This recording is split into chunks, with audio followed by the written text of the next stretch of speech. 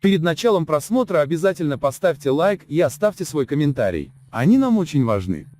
Проблемы с продовольственным обеспечением в столице Туркменистана по степени сложности практически сравнялись с положением в других регионах страны. Здесь тоже острым остается дефицит основных продуктов питания, таких как хлеб, масло, яйца. Очереди перед государственными магазинами в Ашхабаде с каждым днем становятся больше. Об этом в пятницу сообщил корреспондент радио Азатлык. Другим дефицитным товаром остаются куриные яйца, которые продают рано утром, когда еще темно, чтобы никто не смог сфотографировать огромные очереди. Люди начинают становиться в очередь за яйцами в 5 часов утра. Государственные магазины должны открываться в 7 часов, но яйца начинают продавать уже 6 часов 50 минут, пока не рассвело. За 15-20 минут их уже распродают. Как мне рассказали, из Министерства торговли есть такое указание, чтобы прохожие не могли сфотографировать очереди за яйцами, рассказал корреспондент.